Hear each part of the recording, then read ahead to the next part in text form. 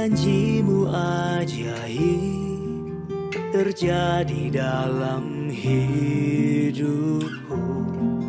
Dalam setiap langkahku ku percaya Kau tak tinggalkanku dan beri kemenangan.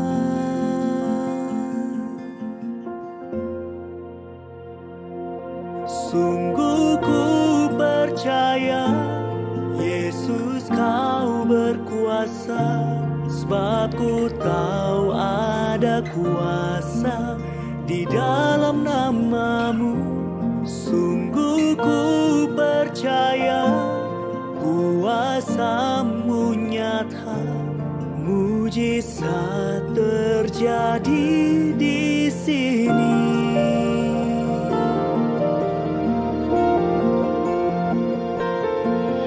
Dalam segala perkara ku percaya janji-Mu ajaib terjadi dalam hidupku. Dalam setiap langkahku ku percaya Kau tak tinggalkanku dan beri kemenangan. Sungguh ku percaya Yesus Kau berkuasa, sebab ku tahu ada kuasa di dalam nama-Mu. Sungguh ku percaya kuasa-Mu nyata, mujizat terjadi di sini.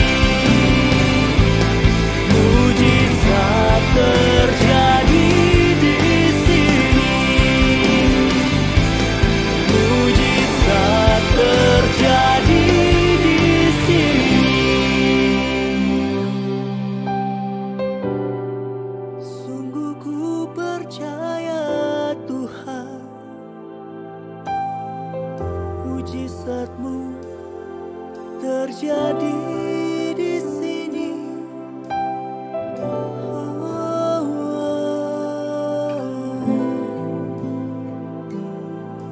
Kami percaya Yesus.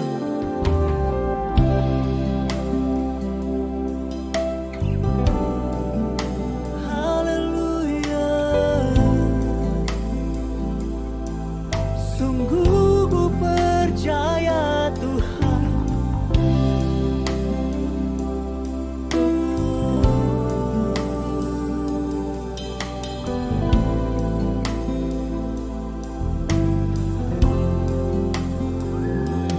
Sungguh ku percaya Yesus Kau berkuasa, sebab ku tahu ada kuasa di dalam nama-Mu.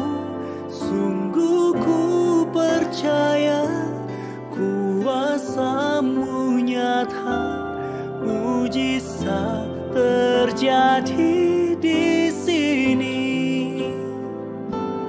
Mujizat terjadi di sini.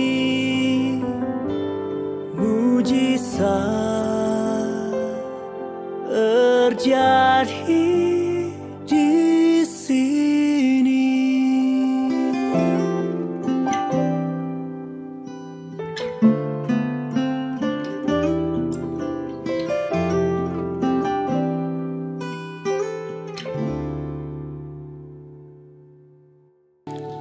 Hanya Engkau ya Tuhan, penolong yang setia. Engkau Allah yang jauh lebih mengerti apapun yang menjadi beban pergumulan setiap kami. Apapun yang menjadi masalah dalam hidup kami. Dan Tuhan, biarlah terus kami memandang kepadamu. Biarlah terus kami berharap kepadamu. Karena kami tahu pengharapan di dalam Tuhan tidak pernah mengecewakan. Kami bersyukur di siang hari ini kami boleh disatukan, dikumpulkan untuk memuji, memuliakan nama-Mu. Tuhan, biarlah segala pujian kami, penyembahan kami menjadi dupa yang harum yang menyukakan hati Tuhan. Kini kami mau duduk diam merenungkan kebenaran firman-Mu. Mari ya Bapa, Engkau berbicara kepada setiap kami melalui hamba-Mu. Urapi hamba-Mu layak untuk menguraikan firman-Mu.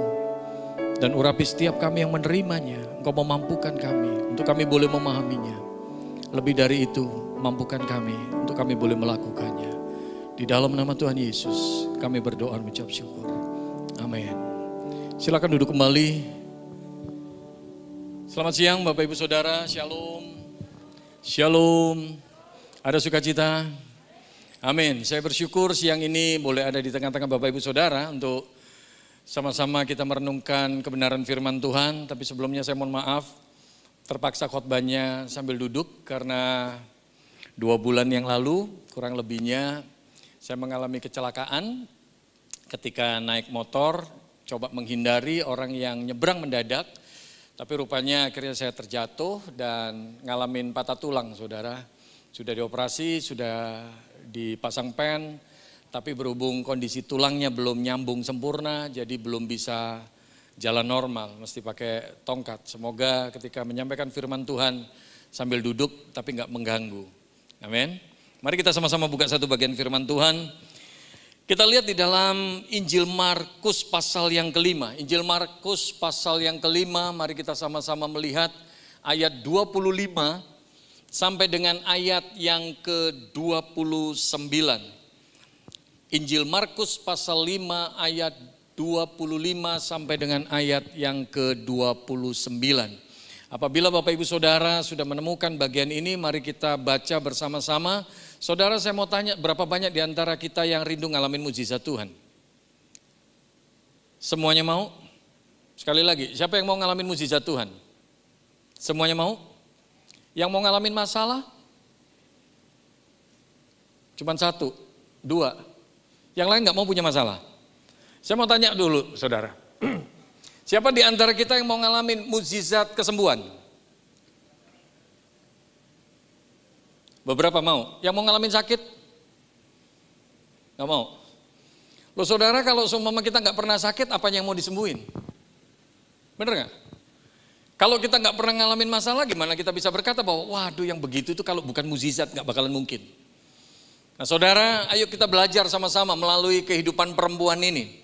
Bagaimana dia mengalami mujizatnya Tuhan, dia mengalami kuasanya Tuhan, dia mengalami kemenangan terhadap masalah yang sedang dia hadapi. Dan saya rindu saudara, setiap kita apapun masalah dalam kehidupan kita hari-hari ini, jadilah pemenang. Saya seringkali katakan jangan kalah terhadap masalah, tapi kalahkan setiap masalah itu. Amin. Amin. Jangan menyerah terhadap setiap masalah, tapi harus berserah kepada Tuhan. Amin. Nah, mari kita sama-sama lihat Markus pasal 5 ayat 25 sampai dengan ayat yang ke-29. Kita baca sama-sama. 1, 2, 3. Adalah di situ seorang perempuan yang sudah 12 tahun lamanya menderita pendarahan. Ia telah berulang-ulang diobati oleh berbagai tabib, sehingga telah dihabiskannya semua yang ada padanya. Namun sama sekali tidak ada faedahnya, malah sebaliknya keadaannya makin memburuk. Dia sudah mendengar berita-berita tentang Yesus, maka di tengah-tengah orang banyak itu ia mendekati Yesus dari belakang dan menjamah jubahnya. Sebab katanya, asal ku jamah saja jubahnya, aku akan sembuh. Seketika itu juga berhentilah pendarahannya, dan ia merasa bahwa badannya sudah sembuh dari penyakitnya. Amin. Bapak Ibu Saudara yang saya kasih dalam Tuhan, setiap orang ketika ditanya apakah dia mau mengalami mujizat Tuhan, mereka pasti akan mengacungkan tangan, mereka pasti akan berkata, oh iya saya mau ngalamin mujizat Tuhan, saya mau mengalami kuasanya Tuhan. Tapi ketika seseorang ditanya, apakah mereka mau mengalami masalah, orang seringkali berkata, oh saya nggak mau. Kalau bisa saya hidup, jangan ada masalah. Tapi kalau kita berani berpikir, kalau kita berani berkata secara jujur, pernahkah hidup kita ini nggak punya masalah? Dalam hidup ini kita nggak pernah punya masalah, nggak pernah kehidupan kita itu nggak punya masalah. Dalam hidup kita selalu kita menghadapi masalah, amin.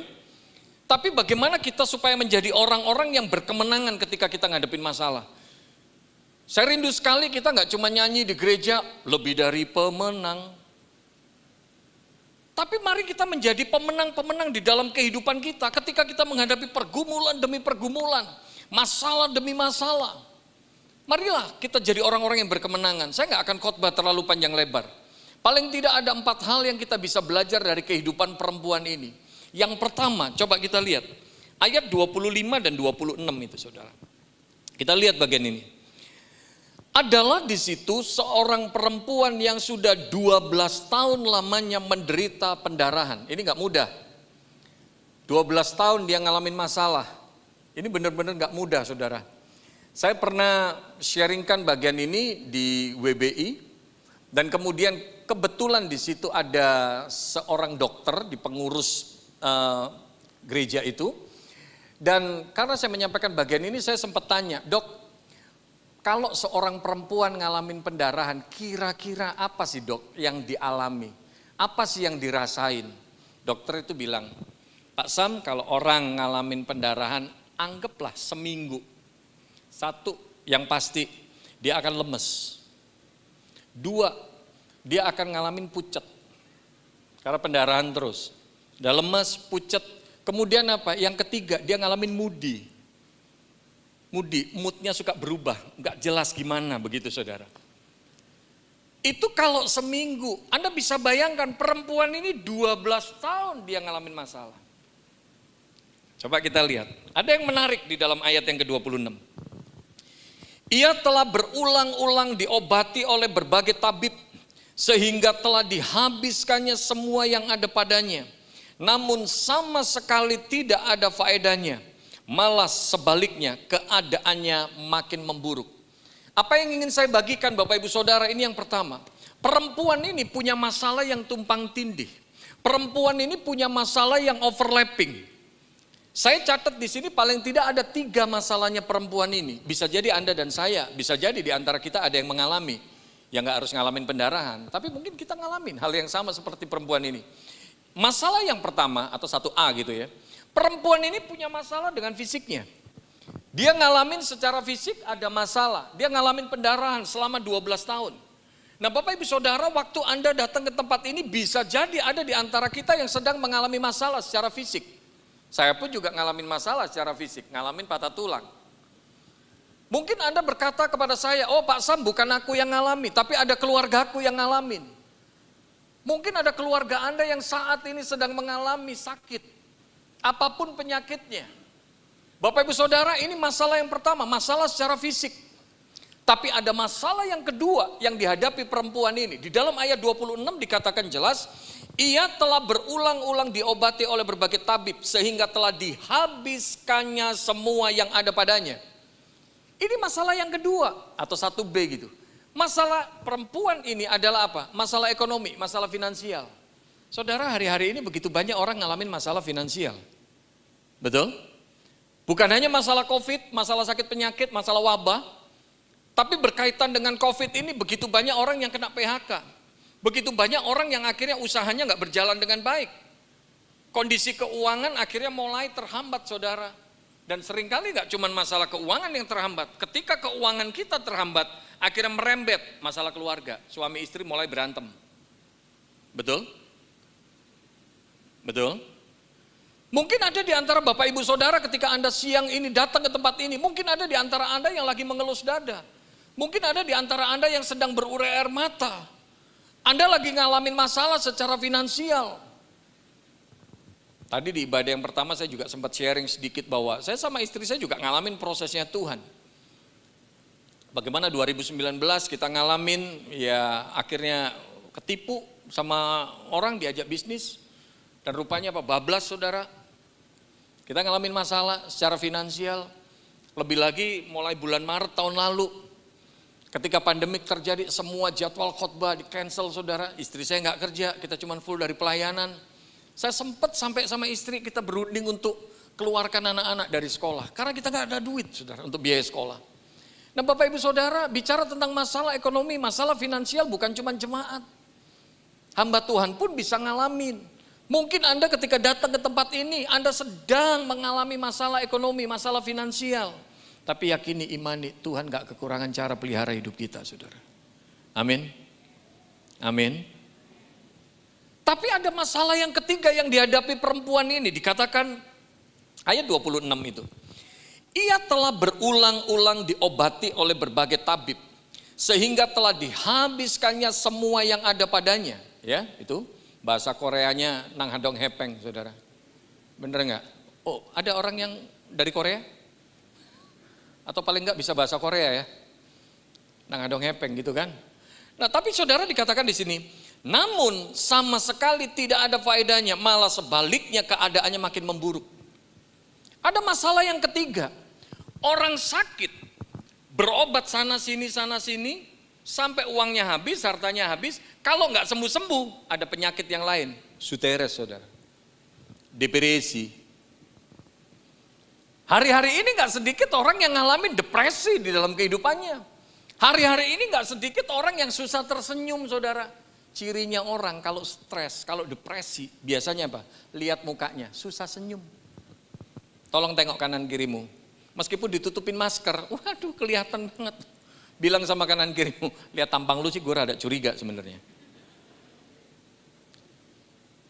Hari-hari ini nggak sedikit orang yang ngalamin stres, ngalamin depresi, saudara, dalam hidupnya. Perempuan ini punya 3 masalah ini.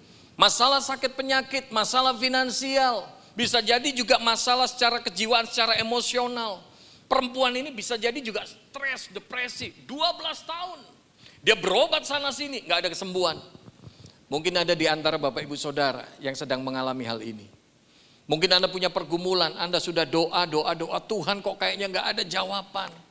Anda sudah minta tolong ke si A, si B, si C dan lain sebagainya. Kok sepertinya semua pintu tertutup. Jangan putus asa, saudara. Jangan putus asa. Jadilah pemenang. Amin. Bilang sama kanan kirimu, jadilah pemenang. Jadilah pemenang, saudara. Jadilah pemenang. Saya bicara begini bukan berarti hidup saya lancar semuanya, saudara. Saya diajar sama Tuhan. 2019 ngalamin. Ketipu bukan jumlah yang kecil, lumayan gede buat ukuran saya. Hilang 1,3 M. Sampai diizinkan sama Tuhan. Bulan Desember 2019 gak bisa bayar kontrakan rumah, saudara. Tapi dengan caranya Tuhan yang ajaib. Ada pertolongan Tuhan. 2020 juga ngalamin. Saya sama istri saya cuma bilang, ini gimana ya? Ini gimana ya? Udah gak ngerti lagi lah. Tapi ternyata apa? Mujizatnya Tuhan luar biasa. Makanya siang hari ini, saudara, saya mau katakan sama Bapak Ibu Saudara. Apapun beban pergumulan yang kau hadapi, gak usah takut. Kita punya Allah bukan Allah yang mati. Kita punya Allah, Allah yang hidup. Amin. Kuasanya Tuhan, mujizatnya Tuhan gak pernah berubah, saudara. Gak pernah berubah.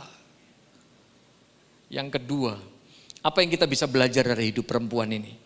Kalau yang pertama tadi, perempuan ini punya masalah yang overlapping, yang tumpang tindih. Tapi yang kedua, coba lihat. Di dalam ayat yang ke-27, ini yang perlu kita belajar. Ini menarik sekali, saudara. Ayat 27 dikatakan, dia sudah mendengar berita-berita tentang Yesus. Maka di tengah-tengah orang banyak itu, ia mendekati Yesus dari belakang dan menjamah jubahnya. Ayat 27 ini menarik sekali, dikatakan bahwa dia sudah mendengar berita-berita tentang Yesus. Artinya apa Bapak Ibu Saudara? Ini yang kedua. Perempuan ini tidak putus asa. Perempuan ini tidak menyerah. Bagian firman Tuhan di dalam ayat 27 ini jelas sekali mengatakan perempuan ini mendengar berita-berita tentang Yesus. Bisa jadi ada orang yang ngomong, ini tafsiran saya ya, ini pandangan saya. Bisa jadi ada orang-orang yang kasih tahu tentang Yesus. Lu kan udah berobat sono sini gak sembuh-sembuh. Tuh loh, aku dengar itu namanya Yesus itu loh. Itu luar biasa. Coba deh kamu datang deh ke dia. Coba deh kamu ketemu dia deh. Bisa jadi ada orang yang beritahu seperti itu. Kalau perempuan ini putus asa, perempuan ini bisa saja menjawab, gue udah capek, udahlah percuma. Lu ngomong kayak apapun percuma. Gue udah berobat sana sini, tapi ternyata toh gue gak sembuh. Sekarang ketemu Yesus juga pasti gue gak ada gunanya lagi deh, gak sembuh juga deh. Percuma deh gue ketemu sama dia. Kalau perempuan ini mengatakan seperti itu, gak ada mukjizat dalam kehidupannya. Tapi Anda lihat, ketika dia dengar berita tentang Yesus, perempuan ini tetap mau datang. Saudara, saya mau katakan simpel siang hari ini. Dalam hidup Anda dan saya, ketika kita mengalami masalah-masalah yang berat, mungkin kita sudah coba minta tolong si A, si B, si C dan lain sebagainya. Seakan-akan pintu tertutup. Tapi saya mau katakan sederhana saudara. Sekecil apapun pengharapan itu, jangan pernah menyerah. Jangan pernah putus asa. Sekecil apapun pengharapan itu, mari kita jadi orang yang tetap mau berharap. Amin. Seringkali dalam hidup kita ini kita nggak ngalamin kuasa Tuhan, bukannya Tuhan nggak mau tolong kita. Tapi seringkali apa? Kita ini terlalu cepat menyerah. Terlalu cepat putus asa. Saya juga baca beberapa artikel tentang orang-orang yang sukses. Rupanya apa? Orang-orang yang sukses, orang-orang yang berhasil, bukannya orang-orang yang luar biasa bagaimana saudara? Enggak. Tapi orang-orang yang sukses, orang-orang yang berhasil intinya satu, gak pernah menyerah. Dalam hidup ini apapun yang kita hadapi jangan mudah putus asa, jangan mudah menyerah. Amin. Amin. Coba lihat orang-orang yang belajar untuk bikin kue. Mana sih orang bikin kue yang gak pernah gagal, nyoba resep baru? Betul? Tapi gak bisa dong, coba sekali, 2 kali terus, alah emang gue udah gak bakat, ya udah. Gak bakalan jadi saudara. Amin. Amin. Dalam hidup ini mungkin Anda lakukan sesuatu, kok kayaknya gak ada hasil, kok kayaknya percuma. Tapi saya mau katakan simple, jangan mudah putus asa. Jangan mudah menyerah. Jangan mudah menyerah. Saya ketemu beberapa anak muda, kalau seumpama waktu itu ngobrol sama saya, Kak Sam, tolong doain dong, aku ngelamar kerjaan sana sini kok nggak dapet. Kamu udah ngelamar ke beberapa tempat. Aku udah tebar nih 10 lamaran, tapi kok nggak dapet. 10 nggak dapet, kamu tebar 50. 50 nggak dapet, tebar 100. Intinya apa? Jangan mudah putus asa. Jangan mudah menyerah, saudara. Amin. Orang-orang yang berhasil bukannya orang-orang yang nggak pernah gagal. Orang-orang yang berhasil intinya satu, nggak mudah putus asa, nggak mudah menyerah. Sekarang kita bisa menikmati nih penerangan yang begitu bagus.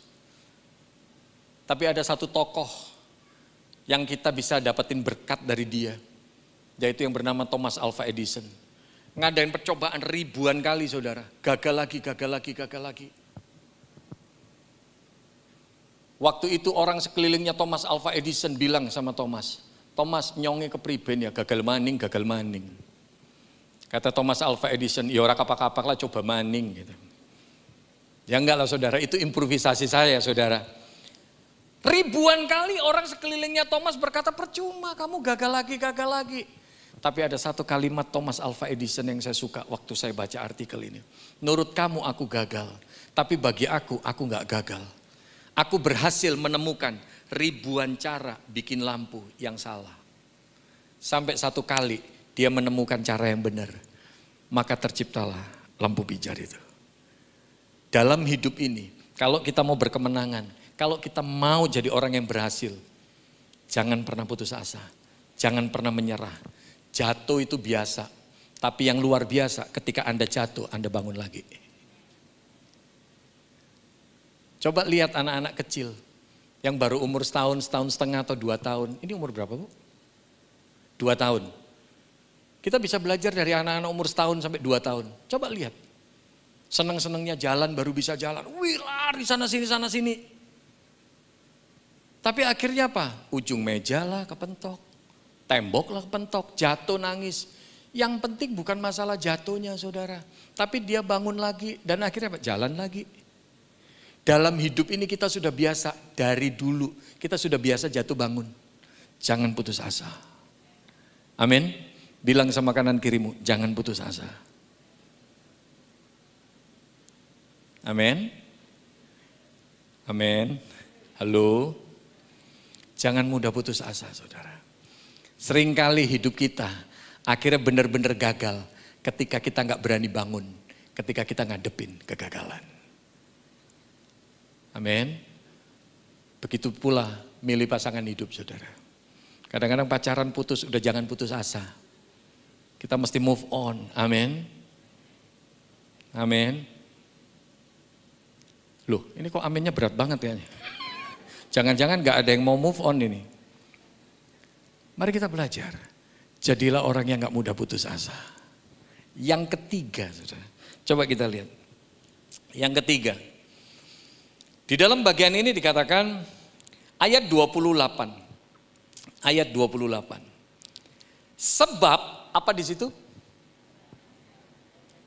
Oh, sebelum asalku jama. Sebab, apa di situ? Katanya. Itu tolong digarisbawahi. Saya suka itu, satu kata itu. Sebab katanya. Artinya apa? Perempuan ini berkata sesuatu, ngomong sesuatu. Apa yang dia perkatakan, saudara? Asalku jamah saja jubahnya, aku akan sembuh. Artinya apa? Waktu kita ngalamin masalah dalam hidup, waktu kita ngalamin beban pergumulan dalam hidup, maka yang ketiga, supaya kita ngalamin kemenangan, miliki perkataan iman. Miliki perkataan iman. Belajar untuk mengatakan sesuatu yang baik tentang hidup kita, tentang karir kita, masa depan kita. Belajar ngomong yang baik, saudara. Jangan jadi orang yang suka memperkatakan hal-hal yang buruk. Katakan sesuatu yang baik tentang hidupmu, tentang masa depanmu, bahkan tentang setiap masalahmu. Katakan sesuatu yang baik. Tuhan, aku tahu masalah ini gak mudah. Aku tahu Tuhan masalah ini berat. Tapi yang aku tahu lewat masalah ini pasti Tuhan ajar aku sesuatu. Lewat masalah ini pasti Tuhan dewasakan iman dan karakterku. Aku tahu Tuhan lewat masalah ini pasti Tuhan mau tunjukkan sesuatu buat aku. Perkatakan sesuatu, saudara. Perkatakan apa yang kau imani. Amin. Halo. Makanya buat saya sih aneh sekali kalau ada orang-orang Kristen, anak-anak Tuhan di gereja nyanyinya begitu dahsyat, luar biasa. Bahasa rohnya jago banget. Tapi ketika selesai ibadah coba lihat. Mulut kita isinya, duh ilah kalau guyon, gile lu, sesama orang gile ibadah. Lu kan aneh, saudara. Betul ya? Betul tidak? Saya kalau khotbah di jemaat umum begini atau saya khotbah di pasutri, saya sering kali katakan, Bapak Ibu Saudara, engkau yang sudah punya anak, tolong ingat, perkatakan sesuatu yang baik tentang anak-anakmu. Perkatakan itu, apa yang kau imani, perkatakan. Jangan sampai kalau kita marah langsung, dasar anak setan. Loh. Kalau kita berkata anak setan, setannya siapa coba? Betul? Iya kan? Perkatakan sesuatu yang baik terhadap pasanganmu, saudara. Itu penting. Apa yang kau imani terhadap pasanganmu, perkatakan itu. Saya kalau khotbah di pasutri seringkali saya katakan ini. Tolong ingat, jangan sampai suami istri, waduh kalau ngata-ngatain, dasar lu perempuan goblok. Loh kalau ada laki-laki ngomong sama istrinya, perempuan goblok. Saya seringkali bilang, yang lebih goblok suaminya. Udah tahu tuh perempuan goblok, kenapa lu nikahin? Bener gak? Perkatakan sesuatu yang baik, bukan sesuatu yang buruk. Dalam hidup ini mari kita belajar. Apa yang kau imani, apa yang kau rindukan terjadi dalam hidupmu, perkatakan. Miliki perkataan iman. Saya gak pernah bosan, saudara, ketika saya khotbah tentang Daud melawan Goliat. Lihat perkataan Daud, beda banget sama Saul. Saya sering kali katakan harusnya yang punya potensi menang bukanlah Daud, tapi Saul. Kenapa? Karena Saul itu raja. Dia punya tentara, dia punya senjata. Tapi Saul kenapa tidak mengalami kemenangan? Karena perkataan Saul, perkataan negatif. Ketika Daud mau maju, bagaimana perkataan Saul? Kamu gak tahu siapa yang kamu lawan. Seakan-akan kalimatnya Saul itu mengandung arti gini. Kita yang tentara ini ngeper ngadepin dia, apalagi kamu. Nangkep gak? Nangkep saudara? Perkataan kita adalah doa kita. Perkataan kita adalah ungkapan iman kita kepada Tuhan. Saul nggak ngalamin kemenangan karena perkataan Saul tidak menunjukkan imannya dia. Tapi lihat Daud, anak ABG, banyak penafsir Alkitab setuju bahwa Daud itu ketika perang melawan Goliat, umurnya Daud itu diperkirakan 13 sampai 18 tahun. Anak ABG. Ini Goliat, ini Daud, ini tentara lulusan akademi militer di Magelang. Cuman nggak tahu angkatan berapa ya saudara. Ini anak ABG yang cuman bawa ketapel. Sini bawa lembing, bawa tombak. Ini cuman bawa ketapel. Gak sebanding saudara. Ketika Goliat melihat Daud, Goliat berkata apa kepada Daud? Lu kira gue anjing mas bro? Lu ngadepin gue cuman bawa ketapel. Goliat cuman lihat ketapelnya Daud. Tapi Goliat lupa imannya Daud. Tapi Anda lihat Daud ketika menghadapi Goliat. Daud berkata apa? Kamu ngadepin aku bawa lembing, bawa tombak. Aku ngadepin kamu dengan nama Tuhan semesta alam. Dan Daud berani berkata, hari ini mayatmu dan dagingmu aku bakalan kasih sama burung-burung di udara. Pertanyaan saya, waktu Daud ngomong begitu, Goliatnya udah mati belum? Goliatnya belum mati. Goliatnya masih seger buger di depannya Daud. Bapak ibu saudara, itulah namanya perkataan iman. Mungkin Goliat masalahmu hari ini belum selesai. Mungkin Goliat pergumulanmu hari ini belum selesai. Tapi miliki perkataan iman, perkatakan tentang kemenangan, bukan tentang kekalahan. Amin. Amin. Ayo kita belajar saudara. Saya pun juga belajar. Apa yang saya imani, saya perkatakan kepada anak-anak saya. Dari mulai dulu anak saya baru 1, sekarang anak saya 3. Ini kebetulan yang ikut yang paling kecil.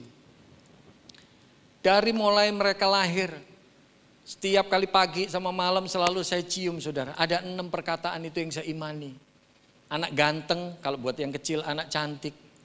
Kemudian apa? Anak pintar, anak lucu, anak baik. Kamu berkat Tuhan buat papa. Dan yang terakhir yang ke-6, dulu sambil saya cium bibirnya, sekarang udah gak mau.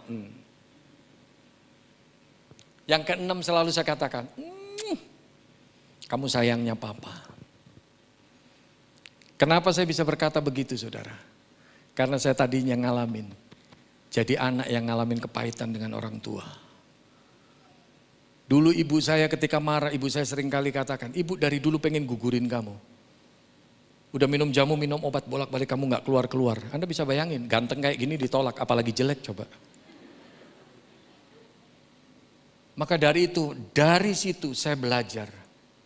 Saya selalu perkatakan kepada anak-anak saya, kamu ada, kamu berkat buat papa dan mama. Apa yang kau rindukan terjadi dalam hidupmu, dalam kehidupan anak-anakmu, dalam kehidupan rumah tanggamu. Perkatakan apa yang kau imani. Amin. Saya pun sama istri saya juga seringkali saya katakan, aku bersyukur punya istri kamu. Istri saya suka nanya, kenapa? Karena aku cantik. Ya memang istriku harus cantik lah mbak. Kalau istriku ganteng, repot saudara. Bener gak? Ini yang kedua. Perempuan ini punya perkataan iman. Perempuan ini apa yang dirindukan, dia perkatakan. Mari kita belajar. Mulut kita mengeluarkan sesuatu, apa yang kita imani. Amin. Kemudian kita lihat. Bagian yang keempat saudara, kita lihat. Di dalam ayat yang ke-27, di dalam ayat yang ke-27, di situ dikatakan, dia sudah mendengar berita-berita tentang Yesus, maka di tengah-tengah orang banyak itu, ia mendekati Yesus dari belakang dan apa di situ? Menjamah jubahnya. Ini yang keempat. Kalau engkau ingin mengalami mukjizat Tuhan, engkau ingin mengalami kemenangan terhadap setiap permasalahanmu, maka yang keempat, miliki tindakan iman. Kita nggak akan mungkin jadi orang yang mengalami kuasanya Tuhan kalau kita nggak berani bertindak. Iman itu perlu tindakan, saudara. Iman itu perlu melangkah. Amin. Daud punya iman bahwa Tuhan bakalan memberikan kemenangan kepadanya. Dan Anda lihat, ketika Goliat maju ke arahnya dia, sementara semua tentara Israel tetap stay di situ, bahkan cenderungnya mundur teratur. Tapi kalau Anda membaca kitab 1 Samuel pasal yang ke-17, Daud ketika Goliat maju, dia melangkahkan kakinya ke arah Goliat. Jangan harapkan hidup kita mengalami kemenangan kalau kita nggak pernah mau berani berperang, saudara. Jangan harapkan mukjizat terjadi kalau kita nggak pernah berani menghadapi setiap masalah dalam hidup kita. Perempuan ini bukan hanya punya masalah yang tumpang tindih, perempuan ini juga nggak putus asa terhadap masalahnya. Tapi perempuan ini juga memiliki perkataan iman. Dan yang keempat yang luar biasa dahsyat. Perempuan ini punya tindakan iman.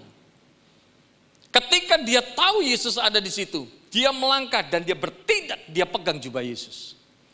Bapak Ibu Saudara, mari kita belajar. Apapun yang kau imani hari-hari ini, belajar untuk berani melangkah, saudara. Belajar untuk berani bertindak, saudara. Kadang-kadang bisa jadi itu sebuah resiko. Tapi mari kita belajar, berani bertindak. Kalau kita mengimani sesuatu, kita beriman sungguh-sungguh, percaya sungguh-sungguh kepada Tuhan. Mari kita belajar melangkah. Amin. Iman butuh perbuatan. Iman tanpa perbuatan nol, saudara. Gak menghasilkan apa-apa. Apa yang kau imani, apa yang kau rindukan dalam hidupmu. Mari kita belajar, berani bertindak, saudara. Biar 4 hal ini boleh menjadi berkat. Boleh jadi kekuatan. Bisa jadi siang hari ini ketika kita datang. Kita sedang ngelus dada. Ada di antara kita mungkin yang sedang berurai air mata. Kita mengalami masalah yang tumpang tindih. Tapi yakini imani kuasa Tuhan gak pernah berubah. Jangan pernah putus asa. Jangan pernah putus asa. Jangan pernah menyerah. Tapi ingat yang ketiga, saudara. Mari kita belajar miliki perkataan iman. Perkataan iman. Jangan pernah mengatakan sesuatu yang negatif tentang dirimu, tentang karirmu, tentang rumah tanggamu. Mari kita belajar, katakan sesuatu yang positif. Apa yang kau imani, perkatakan itu, saudara. Tapi yang keempat, tolong ingat, kita butuh tindakan iman. Amin. Mari kita bangkit berdiri sama-sama. Minta pemain musik kembali ke tahtanya.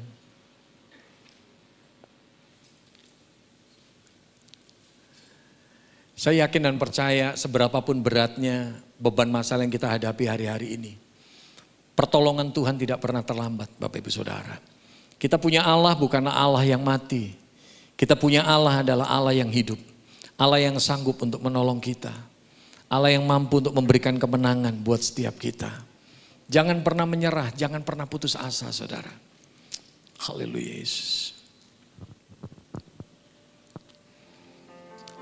Thank you Jesus, thank you Lord. Haleluya Yesus. Haleluya Yesus. Yakini imani, Tuhan siap berikan kemenangan demi kemenangan dalam hidupmu. Apapun beban masalah dalam hidupmu, gak usah takut, gak usah gentar.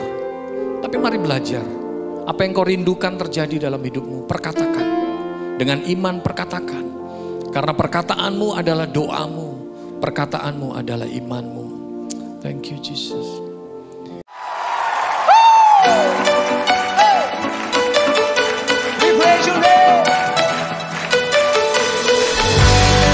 Tepuk tangannya mana buat Allah kita, come on.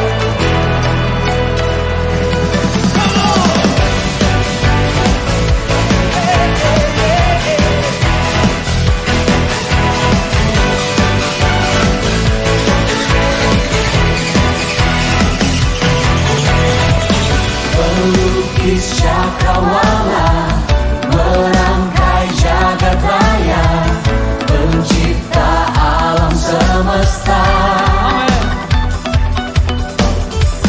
pemilik kehidupan yang sanggup menyelamatkan, dialah jalan kebenaran. Kami rindukan kuasa lawatanmu, kebangkitan pasti terjadi. Oh, oh, oh. Datanglah dan berkata, kuat dan berkuasa, saat hati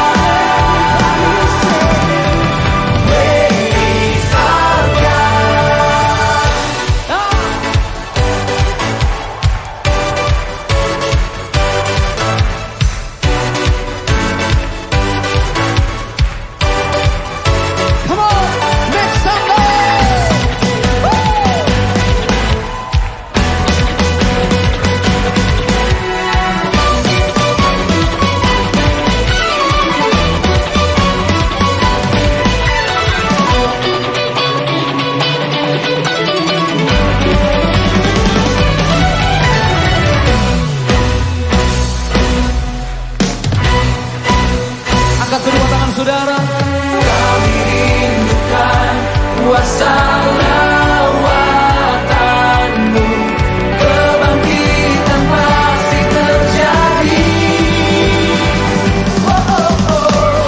Datanglah dan berkata, Tuhan berkuasa, saat hati bersatu, Pujian yang terbaik. naikkan pujian, pelengkuri makanan, mujizat dinyatakan.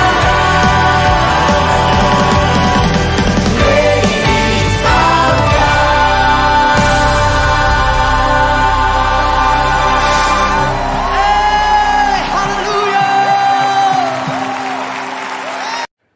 Sekarang, terima kasih karunia dan damai sejahtera Tuhan Yesus Kristus, dan kasih Allah Bapa kita, serta persekutuan Roh Kudus menyertai setiap kita, sekarang, seterusnya, dan selamanya. Amin.